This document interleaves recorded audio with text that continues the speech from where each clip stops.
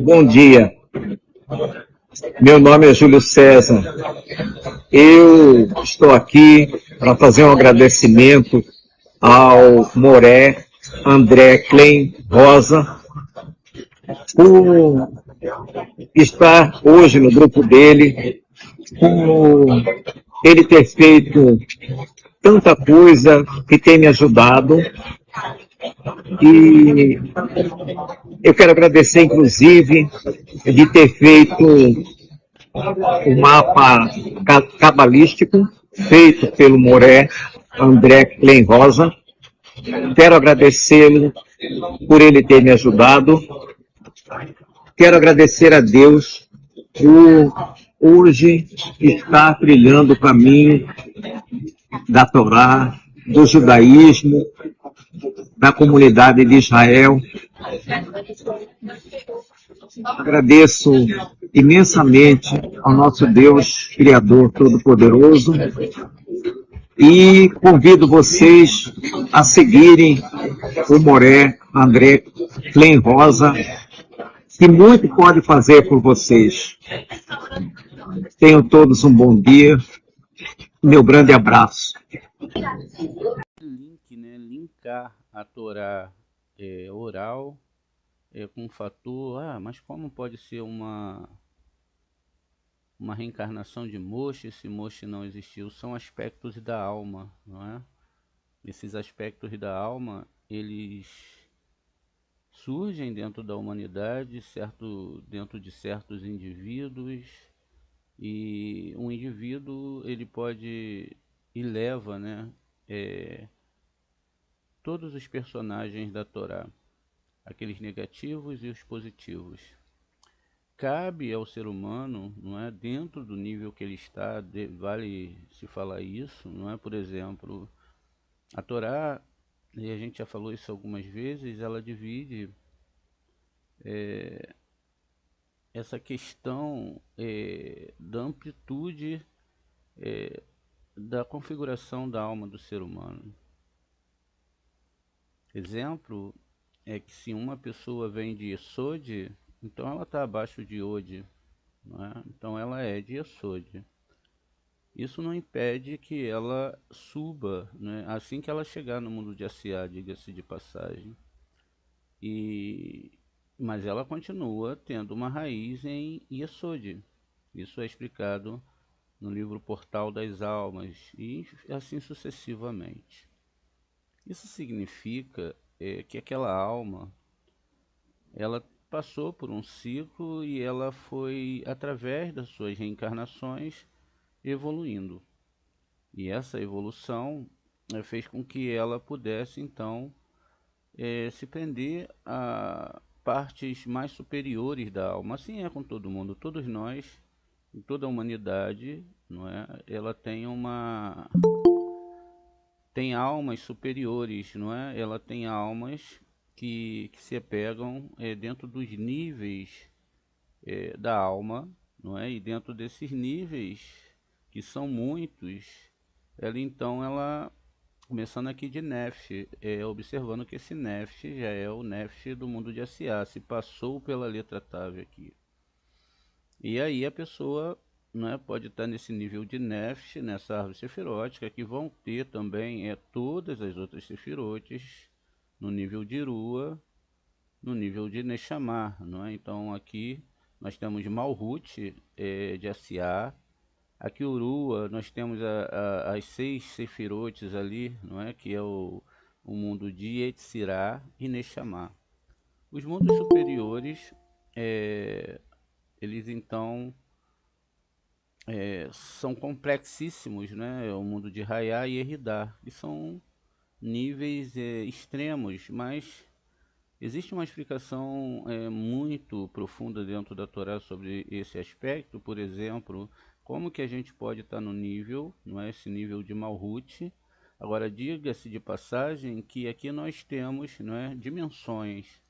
Vamos colocar que tipo de dimensões? Porque quando falamos de dimensões, tende-se a logo imaginar um portal que vai te levar para outro lugar, e, enfim, mas não que isso não seja verdade, mas não que isso seja também proeminente na questão daquilo que nós vemos em Hollywood. A questão de se chegar a níveis superiores é totalmente intelectual, espiritual, e se divide em vários, né, aspectos da caminhada do ser humano, como a gente viu ontem, questão, não é, da proeminência de se subir nessas árvores é possível para todos que estudam a Torá, desde o momento que ela se esforce, não é?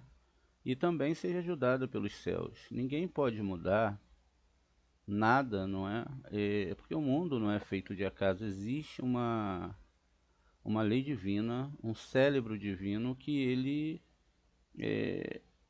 ele mantém todas as criaturas, até mesmo as criaturas impuras são mantidas por Hashem, mas deve-se dizer de passagem que as criaturas elas impuras elas são separadas das letras hebraicas, né? Então isso significa que elas não podem chegar ne- nesses níveis aqui, elas ficam abaixo da linha que divide, né, dentro do nosso sistema. E aí, diga-se de passagem, agora a gente pode dizer, num certo aspecto, dimensional.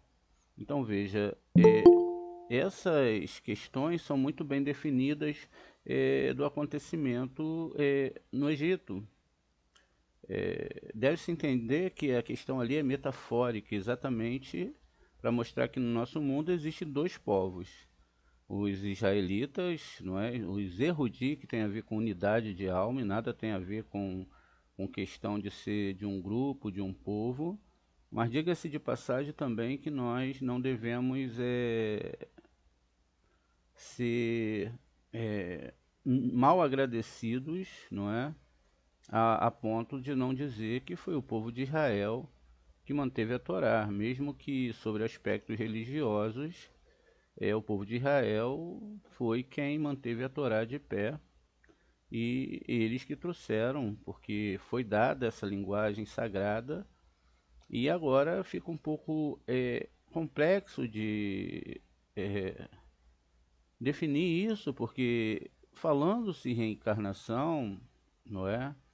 A gente tem uma questão que ninguém sabe lá no passado quem guardou ou não guardou a Torá.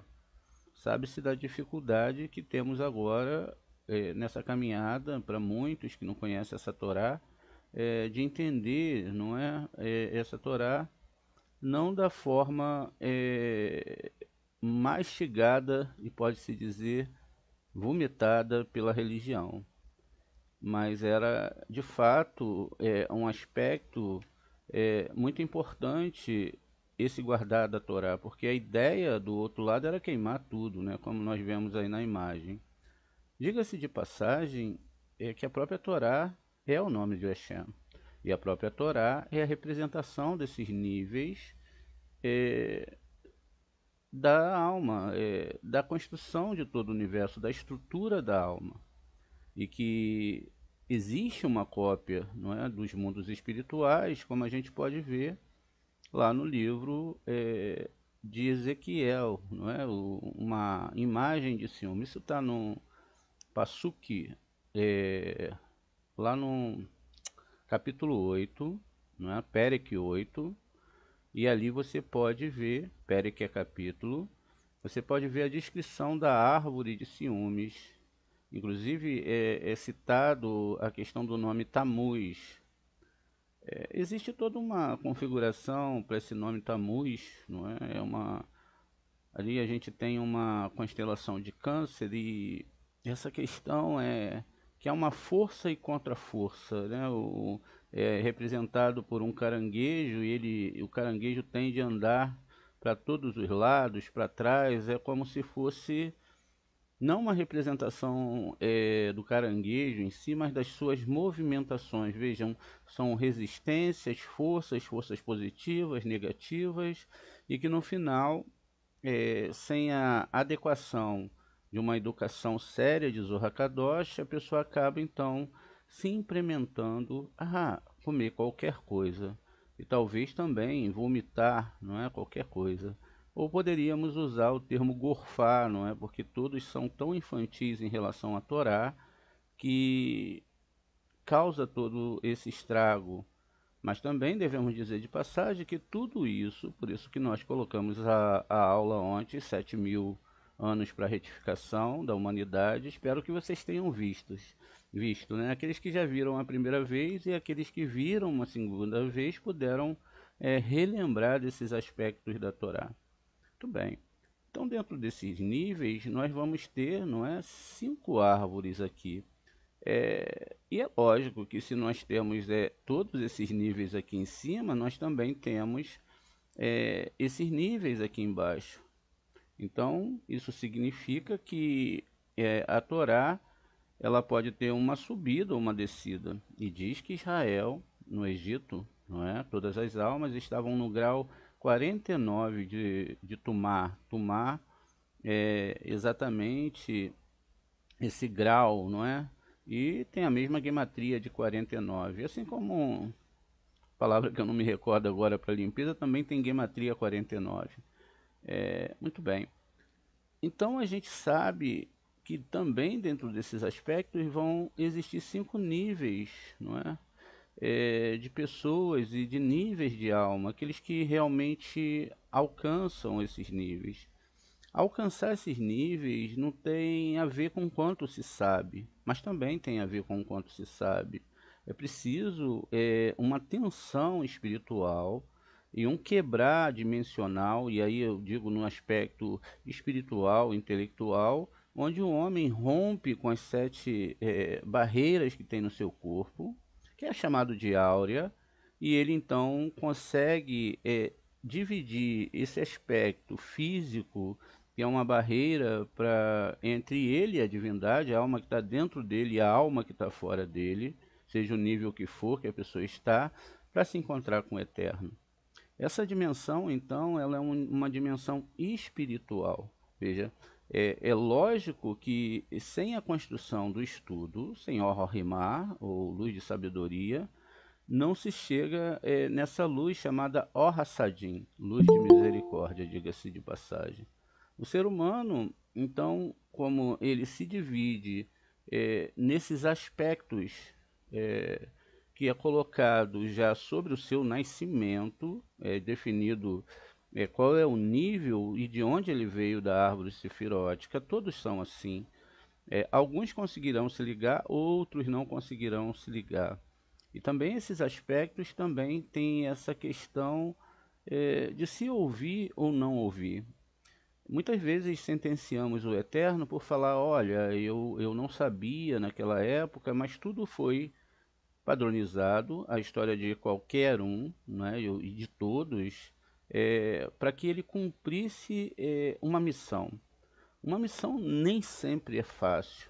Na verdade, uma missão ela é incumbida de vários obstáculos. Os obstáculos, diga-se de passagem, são internos.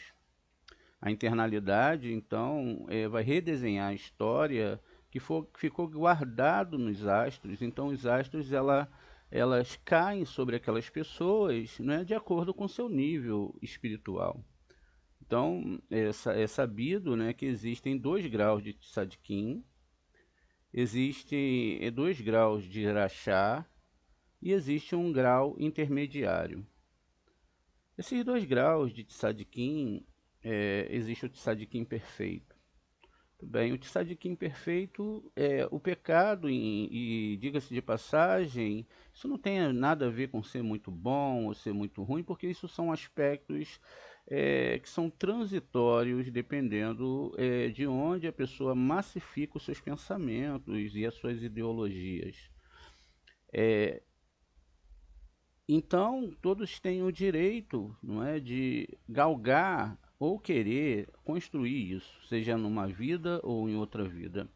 Então, por isso que quando a Torá ela cita Moshe como o maior profeta que já existiu.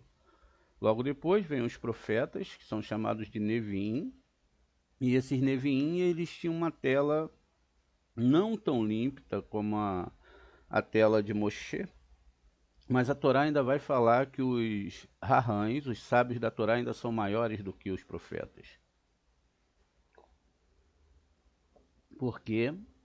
Porque os Rahães, eles dominam toda, vamos colocar, a logística, o entendimento, a profundidade da Torá, e a cada acontecimento ele pode buscar na própria Torá, através dos níveis gemátricos, uma solução, uma resolução para algum tipo de questão que esteja acontecendo naquele momento. Deve-se frisar que geralmente todos nós fazemos sempre isso em benefício próprio. Queremos saber o que vai acontecer, como vai acontecer, mas a Torá ela sempre viu tudo num bloco, e esse bloco era chamado Adão, ou seja, a soma de todas as almas dos homens. Quando a Torá ela usa o termo Adão, homem, e muitas vezes Ishi ou Isha para mulher, ou Adão em Rava, ela não está sentenciando a mulher a ser menor do que o homem. A gente tem muito isso na nossa sociedade. Inclusive, a mulher não se conta para Miniã. Isso é uma grande bobagem. Todos que têm um coração, têm um sentimento, inclusive nós tivemos na história da Torá várias mulheres que foram exemplos, como Ruth, Esther, e outras, não é? Que Rívica, Sara, enfim, isso são os aspectos mais superiores de uma espiritualidade, mas é lógico que podemos colocar aqui questões tão humanas que também são tão espirituais. Então, nesses dois níveis de tzadikim que nós estamos falando, existe o tzadikim perfeito. O tzadik perfeito é aquele que não passa na cabeça dele o pecado da recepção. Ele é total doação. É impossível que ele mude a sua internalidade, mas ao mesmo tempo que ele tem proeminência sobre todos os outros, ele também tem facilidades. E essas facilidades faz ele não ter os mesmos méritos dos tzadikins que são imperfeitos.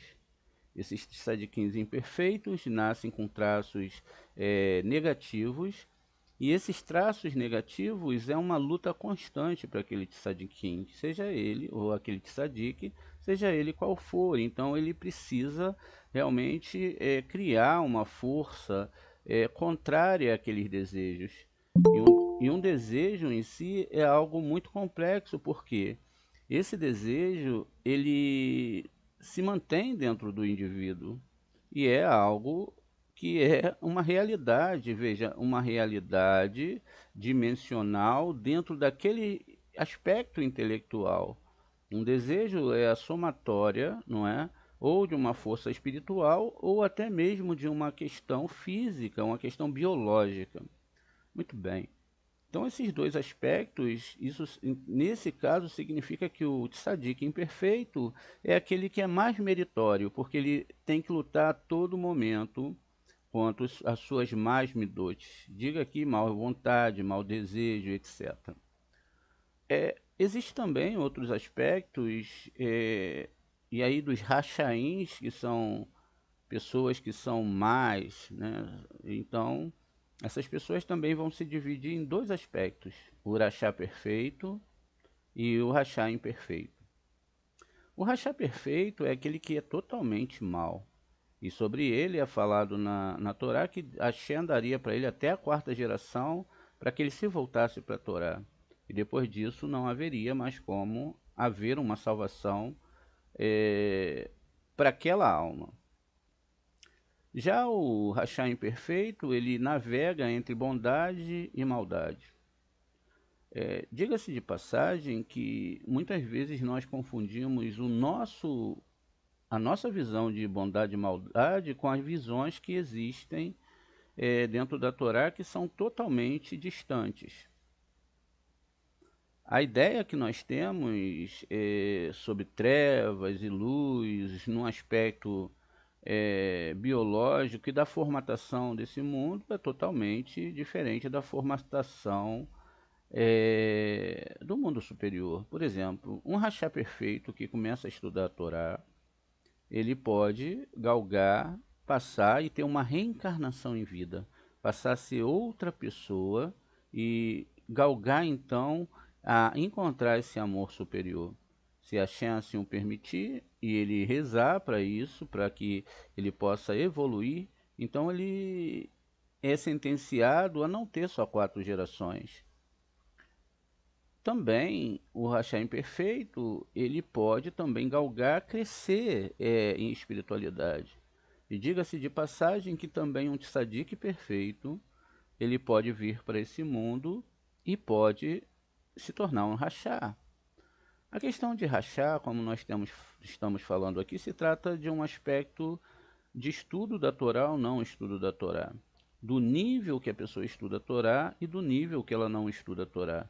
Do nível que ela usa seu Or Rimá para alcançar Or Hassadim, ou não. E essa questão de alcançar Or Hassadim já não se trata de algo que eu crie dentro de mim, mas algo que tem que acontecer através dos meus atos. Toda vez que eu tenho piedade de alguém, toda vez que eu sinto a dor de alguém, não é? Toda vez que eu pulo sobre as minhas necessidades e sacrifico um pouco do meu tempo para ajudar e amar uma pessoa. Lógico que dentro disso tudo vão existir as intenções. E essas intenções, elas têm que ser sempre com o desejo de saber que eu estava naquele lugar, naquele momento, e que eu não poderia deixar de ajudar aquele ser humano, desde o momento que eu tenho a possibilidade de fazer isso. Muitas vezes tentamos ajudar sem a possibilidade de ajudar e acabamos atrapalhando. Nesse aspecto, então, significa que quando eu venho para esse mundo para ajudar o meu próximo, para amar o meu próximo, vão surgir então implicações internas forçadas pelo externo. Ou seja, alguma situação vai acontecer para desequilibrar talvez aquilo que eu chame de bondade. Mas eu devo estar sempre preparado e sempre lutar com aquela parte interna. Desde o momento que eu mostre para o outro lado, muitas vezes não o perdão pelo erro dele, mas a implementação da justiça para que ele possa evoluir também. Então, veja, não é questão de sempre perdoar, é a questão de mostrar para as pessoas que talvez, não é? Esse aspecto talvez é porque nem sempre se sabe, não é, das questões que ela está errada. Mas eu também posso perdoar um erro cometido contra mim, porque nós erramos contra a Shem a todo momento. E eu posso também perdoar alguém que me ofendeu. E, enfim, a questão aqui é muito ampla. Então, dependendo da situação, eu posso fazer por menos. Voltando ao assunto, então, nós temos então dentro desses 4 aspectos que foram falados, nós temos a parte intermediária, que são a maioria da humanidade, que são os bioni. Os bionis, eles navegam entre aspectos de bondade, alguns aspectos negativos, mas nada que realmente traga sobre eles uma questão de chegar a ser um rachá. São misturas, são níveis, e a maioria da humanidade assim o é. E existe dentro da Torá uma, uma promessa muito grande para os bionis, não é? Porque mesmo não sendo um total rachá, ou mesmo um tzadik perfeito, ele se empenha, e diga-se de passagem que não meritoriamente, porque é o próprio Eterno que está empurrando a pessoa e tratando com aquela pessoa para que ela possa chegar àquele entendimento e àquele nível. Veja, aí nós podemos falar agora que o entendimento e o estudo, ele pode fazer você entender, não é, qual é o caminho que você deve seguir. Como nós dissemos, todos estamos no mesmo mundo e o exemplo que eu citei anteriormente foi a questão exatamente do Egito. Veja, ali aconteceram dois aspectos. Em Mitzrayim, que é Egito, teve o aspecto da libertação do povo de Israel, diga de passagem, das pessoas que eram doação, e existiu também o aspecto da condenação dos egípcios. É preciso entrar aqui num ponto onde nós possamos entender que essa configuração metafórica, ela nada tem a ver com questões biológicas de DNA, não é? Questões de divisão raciais, etc. Isso tem a ver com a questão da alma. Isso tem a ver com a questão do entender a Torá e, se Deus quiser, a pessoa poder andar nesse sistema chamado Torá. Quando a Torá ela cita Mitzrayim, Egito, ela está citando Malhut. E quando a Torá cita Israel, em certo aspecto, ela também cita Malhut. São dois níveis, um é branco e o outro é vermelho, como é descrito no livro de Esté, falado sobre Xuxaná. Também o rei Shilomo, ele também fala sobre essa rosa, que estamos num aspecto de perdão e julgamento. Toda vez que há um traço negativo dentro de nós e o Eterno se aproxima, aquele traço negativo, como um furúnculo, ele tem que expor, não é, o seu pus, e aí você sabe que ali na sua pele, e aí diga-se de passagem, quando isso não é traduzido para o nosso corpo, ou até mesmo uma tsará, uma lepra, aparece na sua pele. E aquela negatividade que cria-se dentro de você por qualquer tipo de aspecto e que te sentencia a criar um sentimento antagônico e te separa da Shekhinah, é exatamente o ponto que você tem que tratar. E só há uma forma de você tratar esses pontos, perdoando o outro, o que é extremamente difícil, porque quando nós falamos de perdão, nós não estamos dentro do outro que está passando por aquela situação, e é para o tratamento do seu próprio ego. Então nós falamos em perdoar, ensinamos a perdoar, falamos em vários aspectos, mas quando o outro faz algo contra nós, ele se torna nosso inimigo. Essa é a grande verdade. E muitas vezes não sabemos criar um equilíbrio entre uma justiça plena dentro dos aspectos divinos e uma justiça onde o nosso ego e a nossa vontade de vingança faça isso. Por isso que é preciso ter muito cuidado e pedir muito a Hashem para entender a Torá dele. Uma vez que esse aspecto é criado dentro da alma, foi um ponto que o Eterno se aproximou e ele não podia se encaixar ali. Então aquilo vai causar, como eu disse, ou uma lepra, que pode aumentar, se você alimenta um tipo de argumentação interna que te leva ao tempo todo a estar sentindo esses sentimentos do lado esquerdo e não se sabe controlar a Gevurá para que se tenha uma justiça, não pela vingança ou pelo ódio ou isso ou aquilo, mas uma justiça para ensinar o outro a chegar a níveis maiores. E então a gente entendendo essa questão, a gente vai ver que tudo e todo o aspecto a ser trabalhado é dentro de nós mesmos. Ao mesmo tempo, que eu não devo perdoar tudo. Por que não perdoar? Não quer dizer a palavra do perdão em si. O perdão ele já deve existir amplamente. Se assim a pessoa for um tzadik perfeito, um beoni já tem mais dificuldade, mas o perdão já é oferecido no momento da ação, onde eu devo julgar o outro e levar esse processo em frente. O mesmo processo aconteceu entre Jacó e Esav. E quando o Esav vinha encontrar o Jacó, ele vinha com 400 homens. É uma metáfora. E esses 400 homens representa o mesmo valor da cova de Marbelá, que era 400 ciclos de prata, e também 400 anos que o Israel estaria no cativeiro, que representa a letra Tav, a última das letras. A letra Aleph começa de perto do trono divino, pelo menos ali debaixo do Gar de Biná, diga-se Gar, Keter, Rohimá e Biná, e abaixo nós temos Hesed, Gevurah, Tiferet, Netzahod, Esod, Malhut, desse nível. Então dali para baixo começam 22 letras hebraicas. Quando nós chegamos no nível de Zerampim e agora no nível de Etzirá, do mundo de Etzirá, a gente então chega a mais 22 letras hebraicas.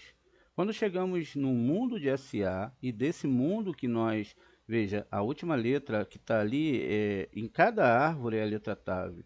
E ali também tem uma letra Tav. Então, quando nós conseguimos chegar nesse nível, então nós galgamos a começar a entender todo o processo espiritual. E quando nós entendemos os processos espirituais, então nós julgamos com justiça. Com justiça para que o outro possa aprender que aquilo ali irá trazer algo mal para ele. E quando nós fazemos essas sentenças, nós ajudamos ele a não ter um julgamento divino. Veja, no caso de Yaakov, como a coisa era amplamente discutida no aspecto da entrada de alma para esse mundo, porque sabe-se que Caim era filho do serpente, e sabe-se que Abel era filho de Adão, e sabe-se também que Caim matou Abel, e que ao matar Abel ele derramou o sangue dele, escondeu na terra, porque ele achava que não havia um juiz. Então ele é sentenciado a também morrer. Ainda que haja um perdão, ele acaba morrendo acidentalmente. Depois ele vai reencarnar como, se não me falha a memória, Samuel. E Samuel tinha muito medo de Shaul, porque Shaul também é uma reencarnação daqueles aspectos da alma. Então, isso significa que quanto mais eu perdoo no aspecto interno, e desejo levar o outro a um julgamento para que não fique para ele nem nada que possa ser julgado pelo tribunal celeste. Ao invés de eu estar buscando um lucro pelo vencer daquela causa, eu estou buscando uma questão para elevar a alma daquele ser humano. Diga-se de passagem que isso é amar o próximo como a si mesmo. Ou seja, eu não devo deixar de corrigir o que está errado. Mas essa correção, ela jamais pode ser por uma questão de vingança, mas sim por uma questão de justiça. Mas a justiça, sempre que nós colocamos, é para extrair do outro aquilo que vai nos beneficiar. E quando, na verdade, tem que ser ao contrário, tem que ser aquilo que vai beneficiar aquela alma. Como o caso de Yaakov, ele lutou com o anjo de Esav porque lá atrás o serpente havia enganado a Rava. E todo o primogênito agora nascia em segundo lugar. A coisa é tão complexa aqui, é tão didática, que a gente então entende que a guerra são contra as nossas más midotes. Porque as más midotes que fizeram aquele processo acontecer na sua vida, não é? São coisas sérias, são coisas que devem ser limpadas. E esses aspectos não passam, eles não vão acima. E é sabido que o Yaakov, quando ele viu que ele vinha com 400 homens, ele tinha que enfrentar o anjo dele nos níveis superiores para que aquele mesmo anjo que estava no Gan Éden, que havia trocado as entradas de alma nesse mundo, eles pudessem agora, não é, aceitar o trato. Já havia sido sentenciado que o Abel, não é, que morreu, ele reencarnou como Sete. E logo quando nós vemos isso na Torá, logo imaginamos que é um nome mesmo, mas o nome é Shintav. Shintav é exatamente o Tav, que é 400, que é a divisão do aspecto de doação e recepção, ou seja, a recepção para si mesmo e não a recepção para si mesmo. Então nós devemos julgar, o assunto agora vai mudar totalmente, tá? Devemos julgar a questão da alma, não é a questão do nosso julgamento. Veja, o nome 7, agora eu lembrei, representa essa ligação, Shintav, está falando das letras hebraicas. Não é? Sete não é uma pessoa em si, mas uma construção interna. Isso significa, em todos os parâmetros, em todas as lógicas, que todos nós temos todos esses personagens dentro de nós. Veja, Rava e também Adão não são aspectos entre masculino e feminino como nós definimos no nosso mundo, mas são aspectos de cada ser humano, independente da sua sexualidade, sua idade, sua cor, enfim, seus aspectos culturais e sociais. A Torá, ela fala de questões muito mais íntimas e muito mais internas do que se imagina. Ao mesmo tempo que você é responsável pela sua parte de todo esse tratado que foi feito, você também é responsável por todos que o cercam, porque o seu estudo de Torá ele tem que melhorar a vida dos outros, a vida da sociedade, os perdões, etc. Então, entendido que sete, na verdade, são dois níveis, não é? Pelo menos disse lá para Abraão, olha, para Abraão não, para Moshe, e diz o seguinte: Abraão me conheceu com o nome de Shaddai. Ou seja, foi até o nível de Yesod. Mas você me conhecerá sobre o nome de Yud-Kei Vav-Kei. Então, quer dizer, Moshe, como o maior profeta, diga-se aí, a gente já viu que isso são questões espirituais, nomes espirituais, ou a somatória de 600 mil almas, porque tudo é alma.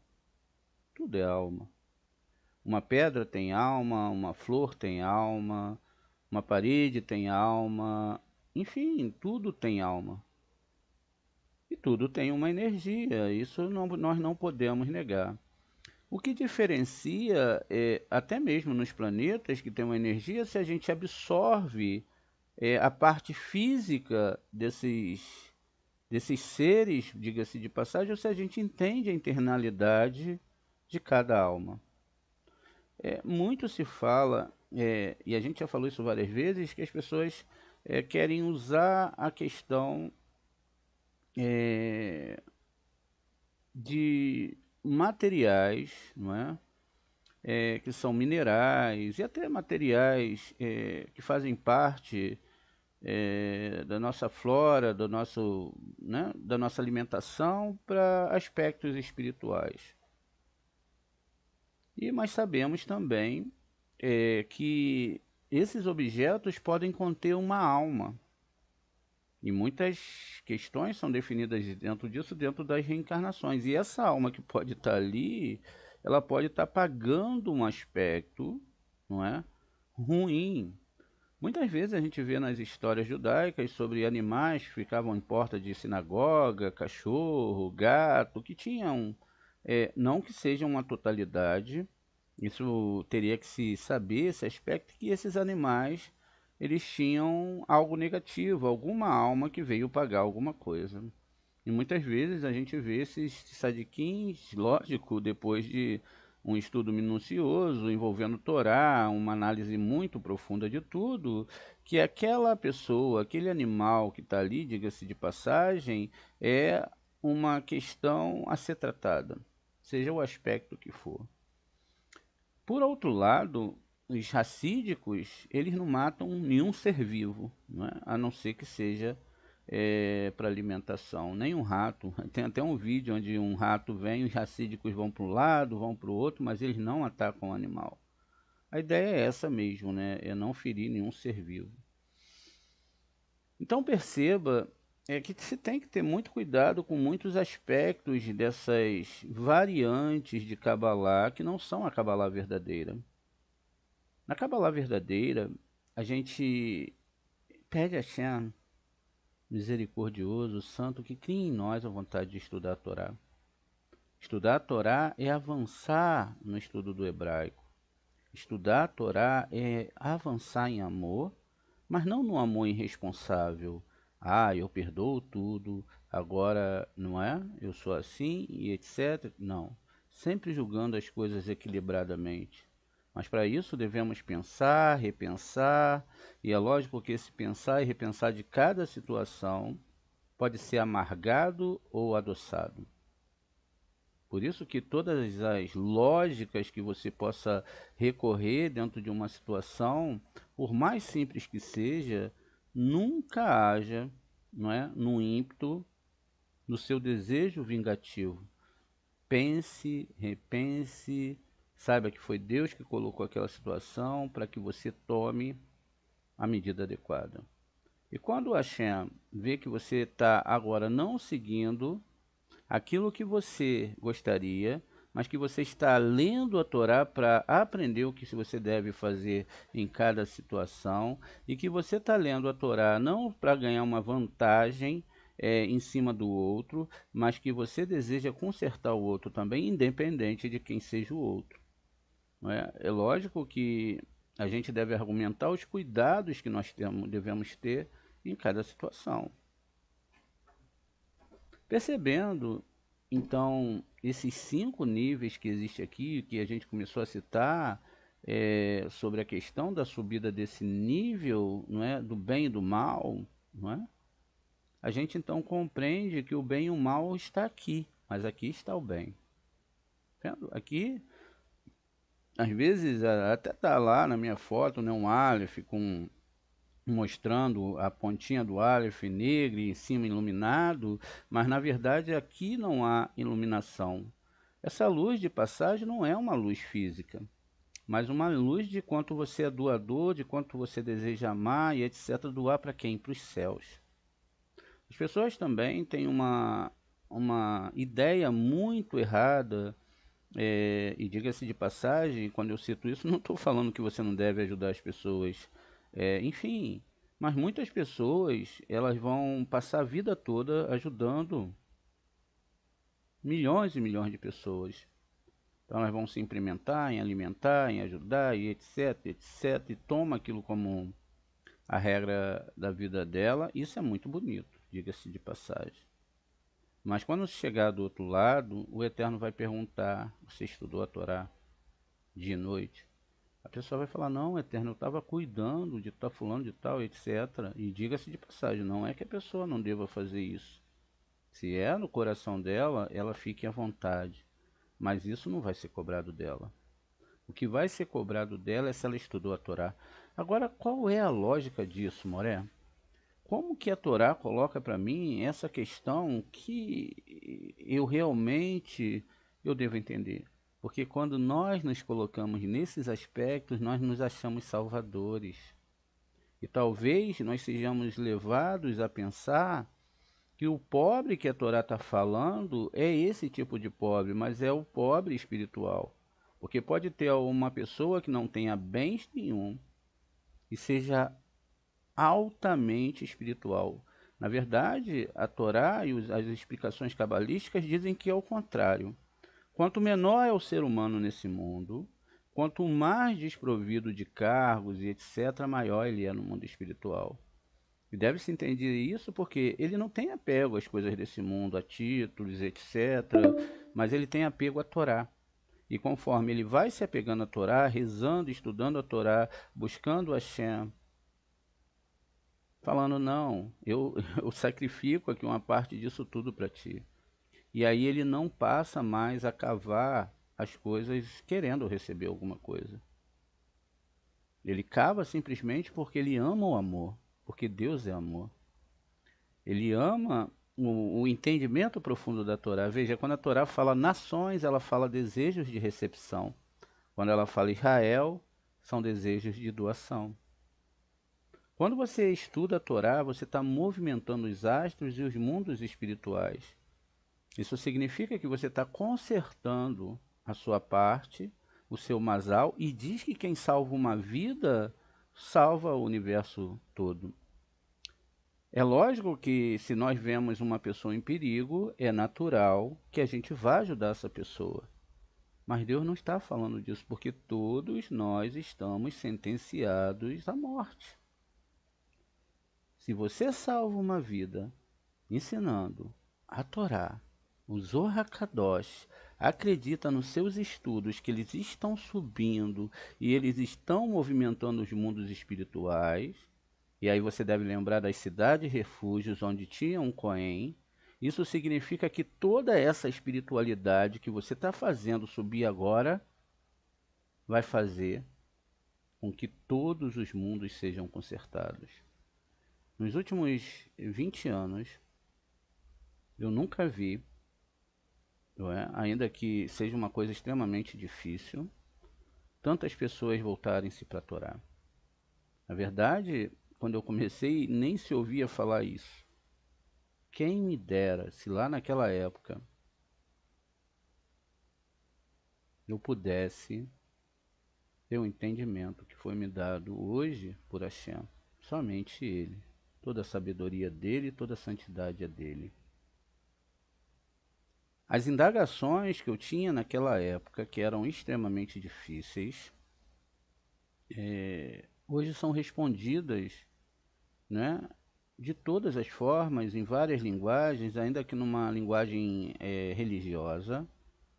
Mas eu digo para vocês que o não saber, o não entender, afastar as pessoas da Torá, não saber explicar essa Torá de uma forma com amor, com santidade, com a fé de que seu estudo ele vai atrair várias pessoas para perto de você.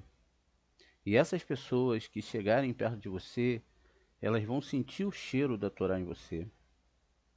Quando elas chegarem perto de você, elas vão ver não uma Torá escrita num rolo, que é muito bonito, é muito amplo, mas elas vão ver uma Torá viva. Elas vão ver em você e vão sentir em você essa energia. E todos vão ficar boquiabertos quando for para matar e você salvar. Quando for para amaldiçoar e você abençoar. Quando for para correr e ao invés de correr você botar o seu rosto sobre a Torá e estudar a Torá. Os estudos da Torá criam méritos. E tudo isso tem que ser muito bem analisado, muito bem entendido, para que nós possamos fazer, não é, realmente essa Torá existir no nosso mundo. Fazer realmente a argumentação de que eu sempre tenho razão caia por terra. E que eu possa, agora, através de uma nova argumentação, falar, não, isso também é um processo divino. Me ajoelharei, não. Ajoelhar é idolatria. Lerei a sua Torá. O Senhor vai me dar resposta, eu sei que vai. Não para o meu bem somente, mas para o bem até mesmo daquele que eu acho meu inimigo. Porque toda vez que nós temos um inimigo e esse inimigo se volta para a Torá, logo nós teremos um amigo. Diz que no final, até mesmo Jacó, quando lutou com Satã, foi Satã que o chamou de Ashurum. Ele aceitou o trato e o chamou de Israel. É lógico que é uma barreira tão dura e tão espessa de se passar, mas com o estudo da Torá, com fé em Hashem, e querendo Ele também, independente do nível que você esteja nessa árvore sefirótica, você pode falar de todo o coração: Hashem, abra os meus olhos para que eu possa entender a sua Torá. Estudar a Torá é trazer luz. Nós não lutamos contra o mal, nós trazemos luz. E essa luz de Torá que entra nesse mundo através dos nossos estudos é o que curará todo mundo. E curando todo mundo, todos os seres humanos, curaremos todo o universo. Atrás do único e verdadeiro Deus, o Senhor de todas as coisas, Hashem, que alimenta todas as coisas,